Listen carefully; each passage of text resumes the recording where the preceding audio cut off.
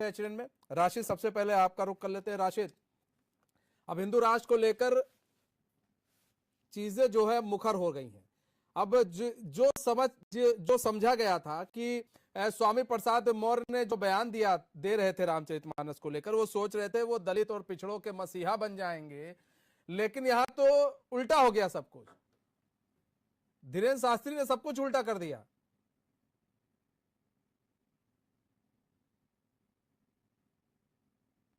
जो है वो बिहार से चला और उत्तर प्रदेश में आया और उसके बाद में देश में कितना तूल इससे पकड़ा।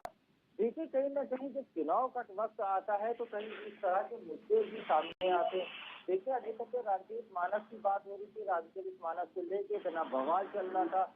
यहाँ तक कि अगर आपको बता स्वामी प्रसाद मौर्य के इस बयान के बाद में लखनऊ में कई जगह एफआईआर भी है। वहीं अब देखिए हिंदू राष्ट्र की बात की जा रही है। देखिए जब ये चुनाव का वक्त आता है तो इस तरह के मुद्दे देखने को मिलते हैं। अभी और देखते जाइए, जितना जितना वक्त 2024 चुनाव की तरफ बढ़ता चला जाएगा तो अभी इसमें देखिए राम भी आएंगे, हनुमान भी आएंगे, अली भी आएंगे, बजरंग बली भी आएंगे। कहीं ना कहीं ये मुद्दे इस तरह के बिल्कुल सामने देखने को मिलते हैं। देखिए धीरेन्द्र शास्त्री जो हैं उनको लेके भी इस वक्त हिंदुस्तान में बड़ा बवाल चल रहा है, बड़े विवादों में घिरे हुए, क्योंकि वो इस तरह के बयान देते हैं। और दूसरी बात आपको बता दूं कि अगर इतने ही चमत्कारी बाबा है, देखिए मैं उनको कोई सवाल नहीं उठाता हूँ, जिस तरह लोग इस बात कर रहे हैं कि अगर इतने ही चमत्कारी बाबा है तो देखिए उत्तराखंड में जिस तरह की आपदा आई है उसको सही कर दे, चीन से हिंदुस्तान जिस तरह से मामले फंसे हुए हैं उसको सही कर दें, पाकिस्तान में जिस तरह से हिंदुओं के मंदिर तोड़े जा रहे हैं और हिंदुओं पे जो अत्याचार हो रहे हैं।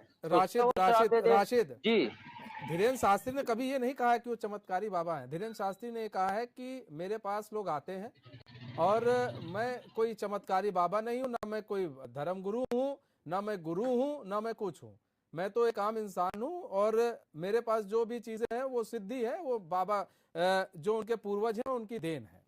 तो कहीं ना कहीं वो उस परंपरा को आगे बढ़ा रहे हैं। लेकिन जो बात यहां पर यह कि स्वामी प्रसाद मौर्य ने जो बयान दिया रामचरितमानस को लेकर, वो सोच रहे थे कि रामचरितमानस की हम कुछ चौपाई उठाएंगे और हम विवाद खड़ा कर देंगे, और धीरेन्द्र शास्त्री इसमें कूदे। उन्होंने ऐसा नहीं है कि उन्होंने किसी नेता को लेकर कोई बयान दिया, उन्होंने कहा कि धर्म गुरुओं का सम्मान कीजिए, रामचरितमानस को राष्ट्रीय ग्रंथ घोषित कीजिए और ये हिंदू राष्ट्र घोषित कीजिए। उन्होंने सरकार से भी मांग नहीं की। उनका कहना है कि ये हमारी विचारधारा है। उसी में मोहन भागवत का ही बयान आ जाता है कि हाँ भाई यहाँ पर तो सब हिंदू हैं। नहीं देखिए मनीष जी, यही मैं आपको बताना चाह रहा था कि मैं इसी पे आ रहा था। देखिए स्वामी प्रसाद मौर्य ने जो बयान दिया, मैं वही कह रहा हूँ कि ये राजनीतिक बयान है, सोचा समझा हुआ बयान है और 2024 को देखते हुए ये बयान दिया गया। देखिए आपको बता दें, समाजवादी पार्टी की जो राष्ट्रीय अध्यक्ष हैं उन्होंने विधानसभा सत्र से पहले जो बैठक की थी तो उसमें यही मुद्दा, जो सूत्रों से मुझे जानकारी मिली कि यह मुद्दा उन्होंने रखा था कि रामचरितमानस पे कोई भी नेता बयान नहीं देगा। लेकिन स्वामी प्रसाद मौर्य लगातार इस तरह का बयान दे रहे हैं। क्यों दे रहे हैं? क्योंकि देखिए जिस तरह से उत्तर प्रदेश की में जो राजनीति है अगले पिछले की वो शुरू होने जा रही है और उसी पे इसको चर्चा में बनाया जा रहा है। दूसरी बात आपको बता दूं, देखिए स्वामी प्रसाद मौर्य के जो बयान के बाद में देखिए रामचरितमानस के जो बयान है उस पर सभी ने खंडन किया है कि इस तरह के बयान नहीं देना चाहिए। साधु संतों के ऐसे भी देखिए सम्मान करना चाहिए, क्योंकि वो धर्म के जो है बड़े ज्ञानी होते हैं तो उनका सम्मान करना है। लेकिन ये सारी निचोड़ अगर आप निकाल लेंगे तो कहीं ना कहीं ये चुनाव को लेकर सारी चीजें प्रेरित हो रही। देखिए हिंदू राष्ट्र की मांग जो है वो हिंदुस्तान में अभी से नहीं, पिछले कुछ समय से 2014 के बाद से जोर पकड़ा है और ये लगातार कोई ना कोई आवाज उठाता रहता है। मैं यही कह रहा हूँ कि 2024 का चुनाव जितना जितना करीब आएगा ये मुद्दे, इसी तरह के मुद्दे और ज्यादा आपको देखने को मिलेंगे। जी मनीष जी, सवाल ये है कि देखिए कि सीएम तो इस बारे में बोल रहे हैं, मुखर होकर भी बोल रहे हैं, बीजेपी के कई लीडर्स भी बोल रहे हैं इस चीज को लेकर, तो वो कई जगहों पर जा रहे हैं, कई न्यूज चैनल में इंटरव्यू भी दे रहे हैं, तो वहां पर बोल रहे हैं अपनी बात। उन्होंने ट्वीट कर भी बोली है अपनी बात सीएम योगी ने। लेकिन क्या अखिलेश यादव नहीं बोल सकते? क्या सवाल तो ये है, अखिलेश यादव स्वामी प्रसाद मौर्य को एक बयान नहीं दे सकते क्या? उनके पक्ष में या विपक्ष में स्वामी प्रसाद मौर्य को लेकर कोई बयान भी नहीं जारी कर सकते अखिलेश यादव? उनको किस बात का डर सता रहा है? नहीं देखिए मनीष जी, मैं लगातार इस बात को कहते चला, अखिलेश यादव क्यों बयान देंगे स्वामी प्रसाद मौर्य के लिए? क्योंकि आपको बता दूं कि कहीं ना कहीं स्वामी प्रसाद मौर्य के पीछे पूरी समाजवादी पार्टी खड़ी है, तभी तो उस तरह का ये बयान दिया नहीं, दिलवाया गया एक तरह से। क्योंकि देखिए 24 का चुनाव, देखिए आपको मैं बता दूं कि 17 का चुनाव अखिलेश यादव ने विकास के मुद्दे पे लड़ा था, और 22 का चुनाव अगर मैं बात करूं तो उन्होंने इस बेरोजगारी का मुद्दा हो, किसान का मुद्दा हो, कानून व्यवस्था का मुद्दे, कई मुद्दों पे चुनाव लड़े थे, लेकिन क्या रहा, दोनों चुनाव वो बुरी तरह से हारे। हालांकि 22 में जो चुनाव लड़े थे उसमें सीटें बढ़ी। तो अखिलेश यादव भी जान चुके हैं कि बीजेपी से अगर लड़ना है तो कहीं ना कहीं नई रणनीति अपनाना है, जिसको लेकर उन्होंने स्वामी प्रसाद मौर्य को से जो बयान दिलवाया गया, एक तरह से ये कह सकते हैं, क्योंकि स्वामी प्रसाद मौर्य के बयान के अभी तक खंडन नहीं हुआ, तो पार्टी पीछे कहीं ना कहीं खड़ी है।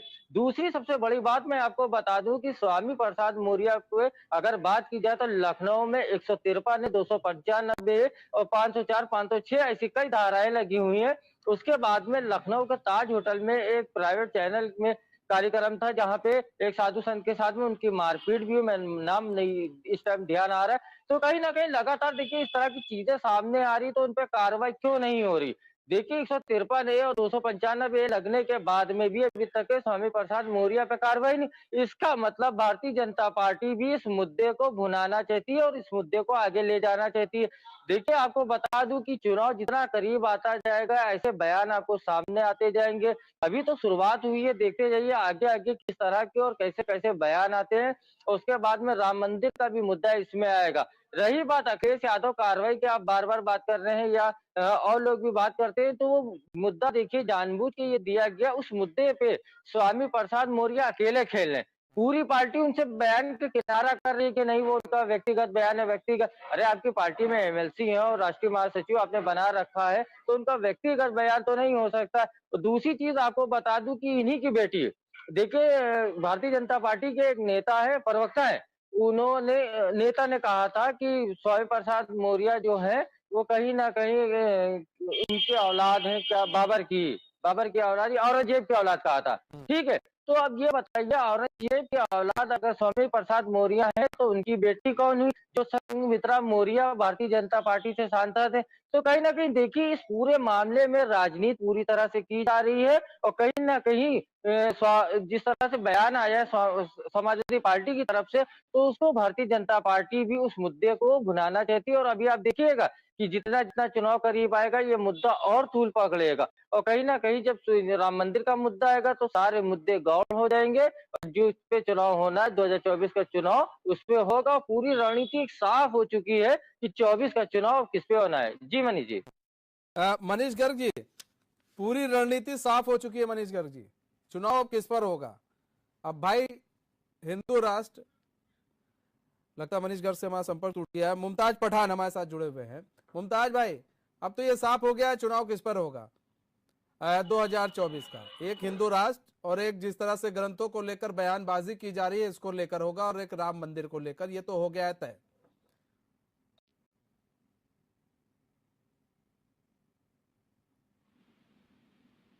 हेलो जी मुमताज भाई, आपको हमारी आवाज आ रही है? हाँ देखिए मनीष जी, जी आ रही है आपको आवाज आ रही है? बोले बोले मुमताज भाई बोलिए। हाँ देखिए मनीष जी, ये हम 140 करोड़ लोगों की बदकिस्मती है। हम कहने को दुनिया का बहुत सबसे बड़ा लोकतंत्र है और लोकतांत्रिक व्यवस्था है हमारा, कोई राजशाही या तानाशाही नहीं है।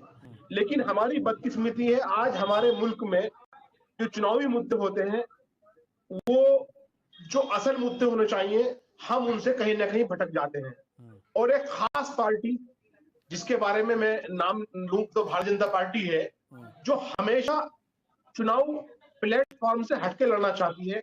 उनका इतिहास रहा है, वो कभी किसी भगवान के नाम पर, किसी मंदिर के नाम पर, किसी मस्जिद के नाम पर हमेशा चुनाव लड़ा है।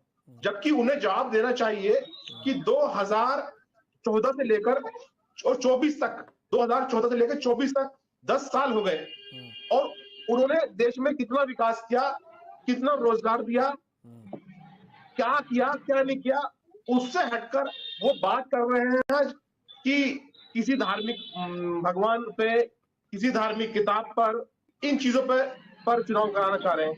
आज हमारी व्यवस्था कहीं ना कहीं, आज मीडिया, जो मीडिया लोकतंत्र का चौथा स्तंभ होता है, आज उस पर छापे मारे जा रहे हैं।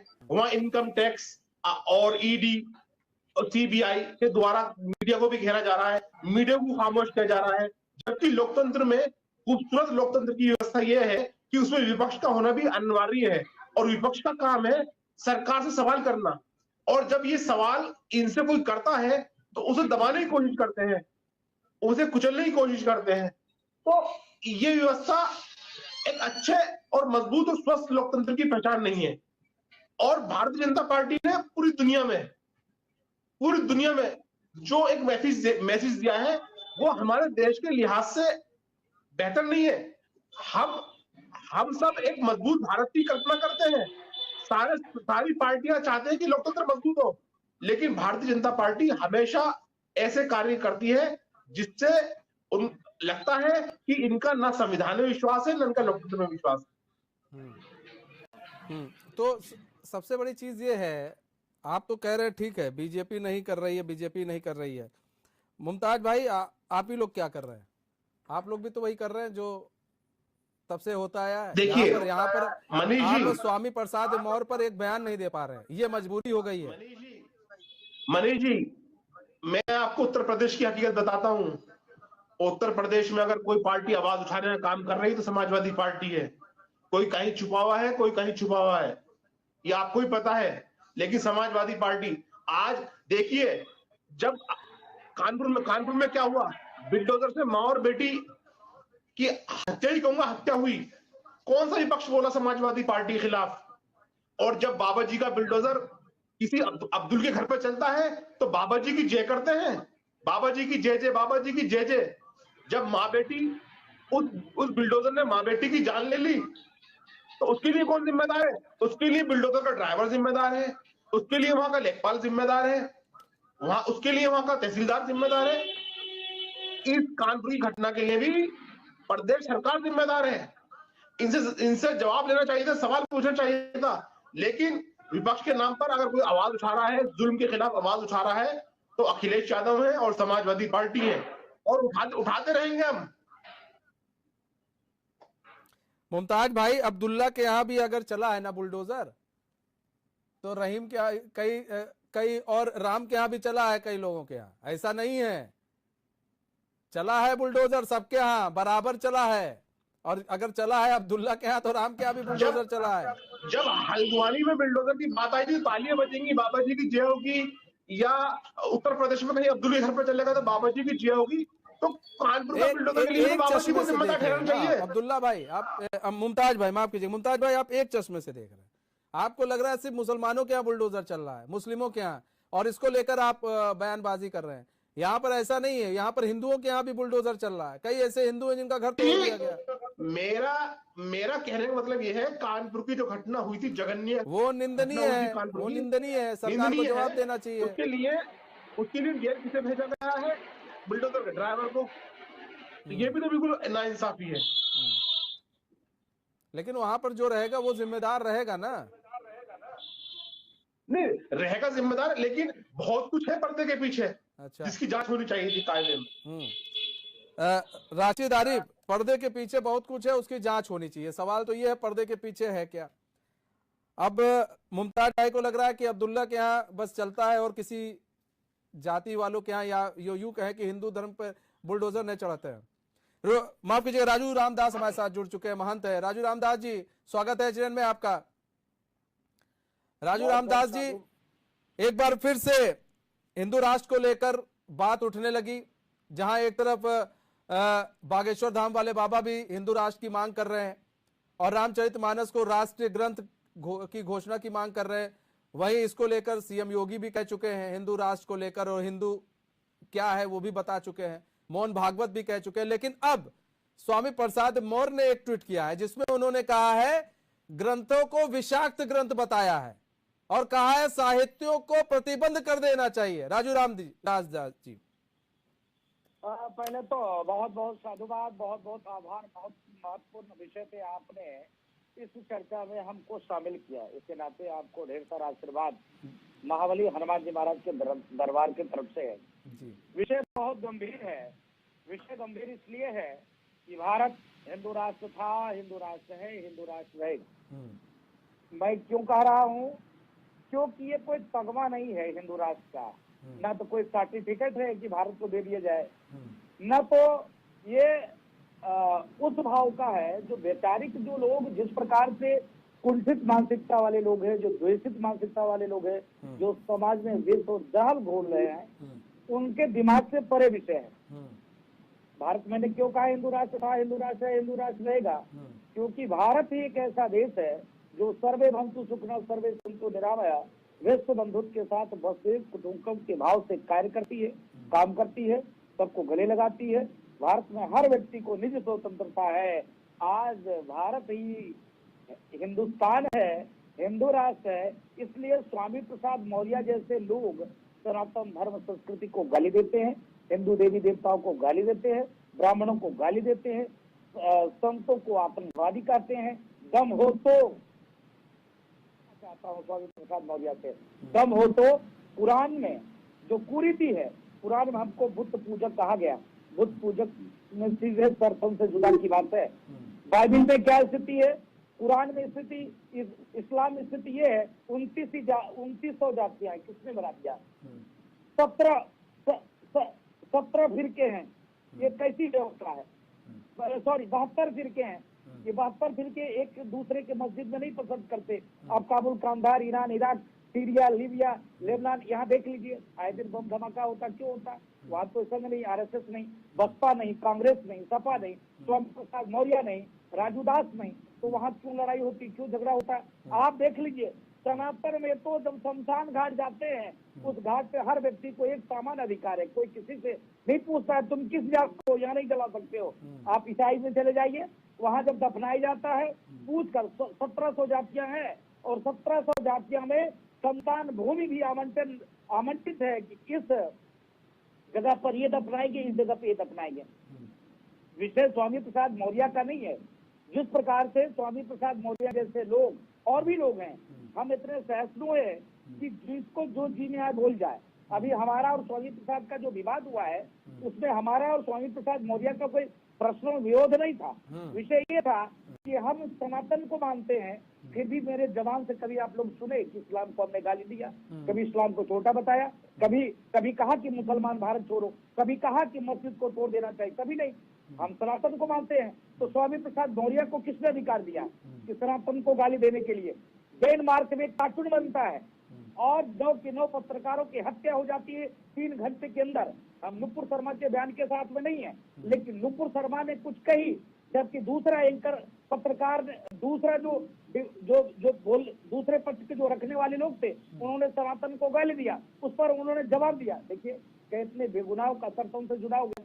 यहाँ स्वामी प्रसाद मौर्य जैसे लोग बार बार नहीं, कई बार बोल रहे हैं। ये दुर्भाग्य है और कष्ट इस बात की है कि हिंदुस्तान की आवाम, हिंदुस्तान के लोग, हिंदुस्तान की जनमानस को चिंता और चिंतन करना चाहिए। ऐसे कालेमी, स्वामी प्रसाद मौर्य जैसे कालेमी जो हिंदू को हिंदू के बांटने से साजिश, समाज को समाज से लड़ाने की साजिश। मैं पूछता हूँ, जब स्वामी प्रसाद मौर्य बीएसपी में गद्दावर मंत्री थे, बीएसपी कार्यालय के बाहर कभी कोई पोस्टर, कभी कोई होल्डिंग नहीं लगे, तब तो उन्होंने नहीं कहा कि सारे धार्मिक ग्रंथ को प्रतिबंधित कर देना चाहिए?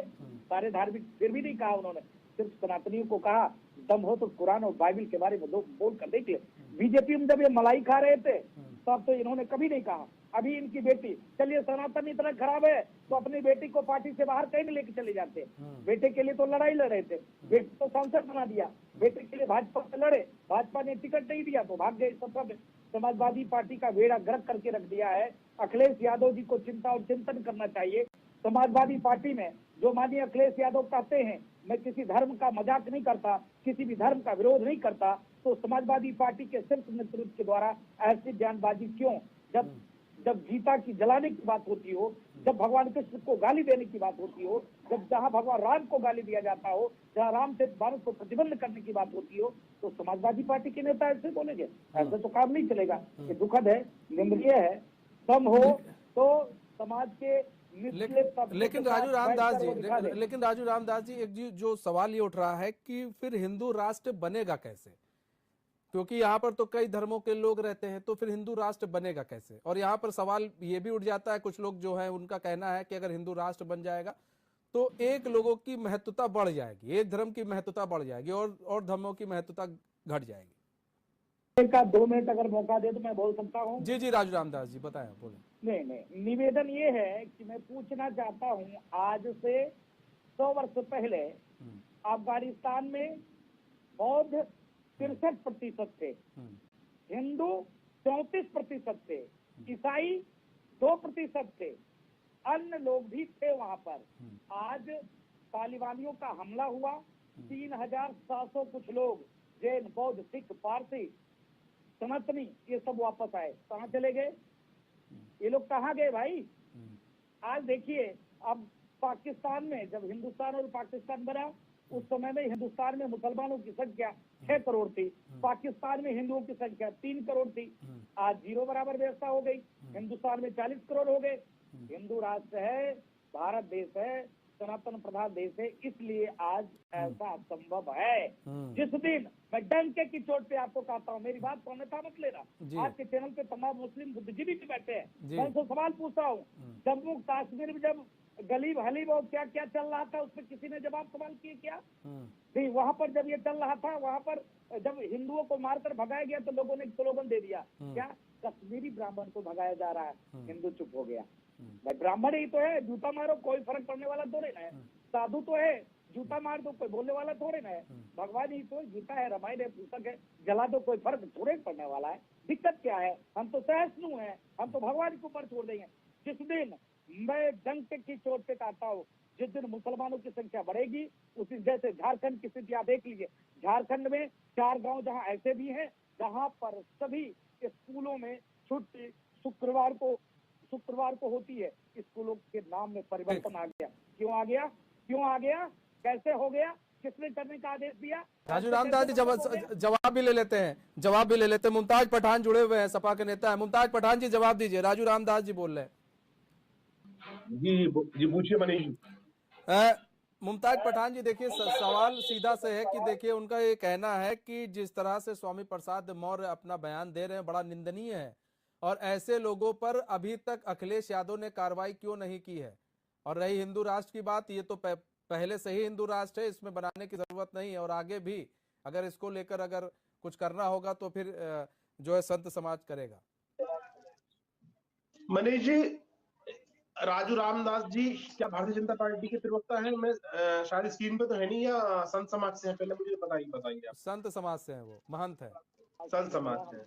तो राजू रामदास जी का मैं बेहद एहतराम करता हूँ, और प्रत्येक धार्मिक गुरु संत हमारे लिए बहुत ही मुकद्दस है, और हम उसका बहुत एहतराम करते हैं। रही बात स्वामी प्रसाद मौर्य जी का के बयान का, तो समाजवादी पार्टी बहुत क्लियर कह चुकी है कि ये बयान उनका व्यक्तिगत निजी बयान है, हमारा उससे कोई नहीं। मुमताज भाई, बयान एक बार निजी हो सकता है, 2 बार निजी हो सकता है, लेकिन बार बार अगर बयान दिया जाए तो निजी कैसे हो सकता है? गलती एक बार होती है, 2 बार होती है, लेकिन अगर वही गलती बार बार दोहराई जाए तो कहते हैं कि वो जानबूझकर वो गलती कर रहा है, तो बयान निजी कैसे हो सकता है? और अभी जब आपके यहाँ पर ये कह दिया गया है, और ये अखिलेश यादव ने कहा है किसी धर्म ग्रंथ पर कोई नहीं बोलेगा, तो फिर क्यों ये इस तरह के बयानबाजी कर रहे हैं? क्यों नहीं बच रहे इस तरह की बयानबाजी से? मनीष जी देखिए, भारतीय जनता पार्टी हमेशा से ये चाहती है कि इसी प्रकार धर्म के आधार पर राजनीति होती रहे, और भारतीय जनता पार्टी हमेशा इसी प्रकार के मुद्दों को उठाती है। जबकि समाजवादी पार्टी हमेशा विकास की बात करती है, रोजगार की बात करती है, गरीब किसान की बात करती है, महिला विकास की बात करती है, और सभी धर्मों का सम्मान करती है। राजू रामदास जी, आपको क्या, आपने इतने दिन से, राजू रामदास जी आप महंत हैं, आप तो बहुत ज्ञानी भी हैं, चीजों को आप बहुत देखते भी हैं। राजू रामदास जी, जितना मैं आपको जानता हूं, आप बड़ी गहराई से चीजों को देखते हैं। तो राजू रामदास जी, आपको लग रहा है कि क्या ये वो सपा है जिस सपा को कभी आपने मुलायम सिंह यादव के रूप में देखा था? ये बेरोजगारी, ये महंगाई की बात कर रहे हैं, लेकिन बात तो उठा ही नहीं पा रहे हैं यहाँ पर। ये तो उठा रहे रामचरितमानस की, ये उठा रहे हैं उसमें चौपाइयों की, जिसका ज्ञान नहीं है ये उसकी बात उठा रहे, फिर कहते हैं कि नहीं जी देखिए हम तो बेरोजगारी और उस पर बात कर रहे हैं। मैं निवेदन करूंगा, मैं बीजेपी का प्रवक्ता नहीं हूं, लेकिन मेरे भाई ने अगर कुछ कहा है तो उसका जवाब मैं देना चाहूंगा। समाजवादी पार्टी वही समाजवादी पार्टी है जो सिर्फ एक कौम, एक मजहब, एक संप्रदाय की बात करती थी, लेकिन बीच में बदलाव आया। मैं उनका आभार व्यक्त करता हूँ, धन्यवाद देता हूँ। किसी भी राजनीतिक दल का एक संप्रदाय से, एक जाति विशेष से काम नहीं चल सकता है। यह भारत देश सनातन प्रधान देश के साथ साथ में यह देश संविधान से चलता है और लोकतांत्रिक व्यवस्था में, प्रजातांत्रिक व्यवस्था में प्रजा जिसके तरफ होता है वही राजा होता है। और चुनाव आया, चुनाव में आपने स्थिति प्रस्तुति देख लिया। एक बार तो योगी जी चुने गए, दोबारा फिर योगी जी मुख्यमंत्री बनाए गए, उनको जनता ने चुना है। लेकिन कस इस बात की है कि अभी भाई ने कहा कि भारतीय जनता पार्टी की साजिश है कि ये धर्म की लड़ाई कराकर हिंदू और मुसलमान करके जातियों में बांटा जाता है। सवाल स्वामी प्रसाद मौर्य जी ने खड़ा किया है, मैंने नहीं किया है। किसी साधु संतों ने ये नहीं कहा कि देश में से धर्म के आधार पर देश का बंटवारा हुआ हिंदू और मुसलमान का, तो हिंदुस्तान से मुसलमानों को बाहर किया जाए। हिंदुस्तान में इस प्रकार से मुसलमानों के बढ़ते हुए अर्थ पर क्वेश्चन मार्क लगना चाहिए। इस्लाम में, कुरान में बुत पूजक का सर कलम लिखा है, काफिर कहा गया हमको, उस पर चर्चा हो। ये मैंने सवाल नहीं करे किए, सवाल का शुरुआत स्वामी प्रसाद मौर्य ने किया, इसलिए किया क्योंकि उसकी जमीन खिसक चुकी है, अब उसके धरातल पर कुछ बचा ही नहीं। तो अब आज वो हिंदू और मुसलमान करके हिंदुओं को बांटने की साजिश कर रहे हैं, छुआछूत की बात करते हैं। मैं पूछना चाहता हूँ मेरे भाई से कि इनके यहाँ 2900 जातियां हैं, 72 फिरके हैं, क्या स्थिति है देश और दुनिया जानती है। स्वामी प्रसाद मौर्य अगर कुरीति के बारे में बात करना चाहते थे, एक शब्द इस पे इन्होंने क्यों नहीं उठाया। अभी तत्काल की घटना है कि जिस प्रकार से कानपुर में घर जलाए गए और बुलडोजर से और जला दिया गया, आग लगी, जल गए, एक भी ट्वीट स्वामी प्रसाद मौर्य का नहीं आया। नारी सम्मान की बात करते हैं।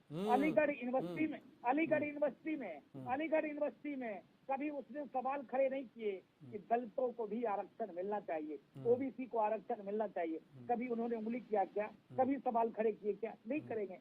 तो इस शुद्ध रूप से सनातन हम सहिष्णु है। राजू दास को कुछ कहा ले जाओगे तो फर्क करने वाला नहीं है। अभी भाई मेरा बैठा है, इनके धर्म के बारे में कोई बोल, मैं नहीं कहता किसी को बोलना चाहिए। धर्म ग्रंथ पर किसी को अधिकार नहीं है सवाल खड़े करने का, वाद करने का। अगर धर्म गुरु है तभी वो चर्चा कर सकता है, लेकिन किसी भी राजनीतिक दल को या किसी ने अधिकार नहीं दिया, न तो संविधान ने अधिकार दिया है, न तो समाज ने अधिकार दिया है। लेकिन बार बार स्वामी प्रसाद मौर्य, अभी भाई कह रहे थे निजी विचार है, अगर निजी विचार होता तो तत्काल प्रभाव से समाजवादी पार्टी के राष्ट्रीय उपाध्यक्ष उनको हटा दो। और राजनेता कभी निजी स्वयं हो ही नहीं सकता।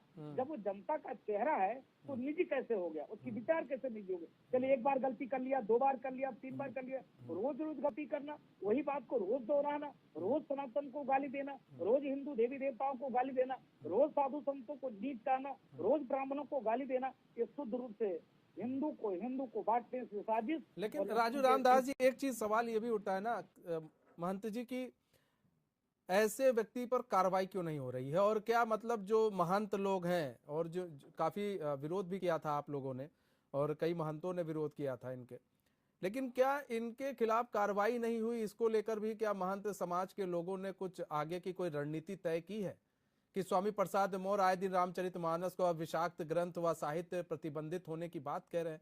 अब बताइए, विषाक्त ग्रंथ बता रहे हैं, तो ऐसे लोगों पर सर कार्रवाई नहीं होगी महंत जी तो कैसे होगा फिर काम?